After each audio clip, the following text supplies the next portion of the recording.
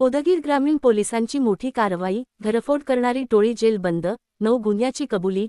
लातूर जिल्ह्यातील उदगीर ग्रामीण पोलिसांनी डिटेक्शन ब्रांचच्या मदतीने मोठी कारवाई करत घरफोडी करणाऱ्या टोळीचा पर्दाफाश केला आहे.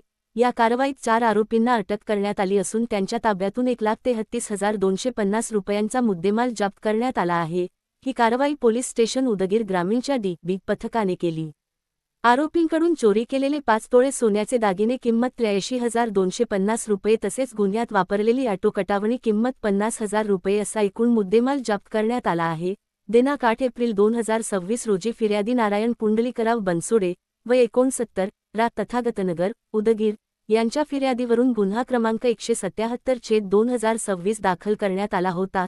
तसेच 27 एप्रिल 2026 रोजी कपिल दिलीप रेड्डी वय 35 रा वायगाव यांच्या फिर्यादीवरूनही गुन्हा नोंद करण्यात आला. गोपनीय माहितीच्या आधारे पोलिसांनी 4 आरोपींना अटक केली असून त्यांची नावे पुढीलप्रमाणे: बळीराम विश्वनाथ कुसळकर वय 50 रा नांदेड, अनिल सीताराम चव्हाण वय 30 रा हिंगोली, खपामंत बाबू पवार वय 25 रा नांदेड, पिराजी हरिश्चंद्र कुसळे वय 57 रा निलंगा. 5 तोळे सोनं जप्त, 1,33,250 रुपयांचा मुद्देमाल, 9 घरफोडींची कबुली.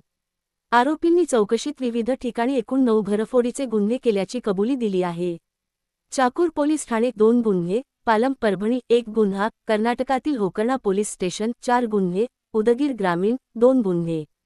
ही कारवाई पोलीस अधीक्षक अमोल तांबे, अपर पोलीस अधीक्षक मंगेश चव्हाण आणि उपविभागीय पोलीस अधिकारी गजानन भातलवंडे यांच्या मार्गदर्शनाखाली पार पडली. वरिष्ठ पोलीस निरीक्षक अशोक अनंथरे यांच्या नेतृत्वाखाली पोपनी कुलकर्णी, राष्ट्रपाल लोखंडे, परशुराम देवकते, नागेश मुंडे तसेच डी.बी. पथकातील राम बनसोडे, नामदेव चेवले, राजकुमार डबेटवार, सचिन नाडागुडे, फारुख शेख, शिंदे, बिसे, युवराज जाधव आणि शैलेश सुडे यांनी संयुक्त कारवाई केली.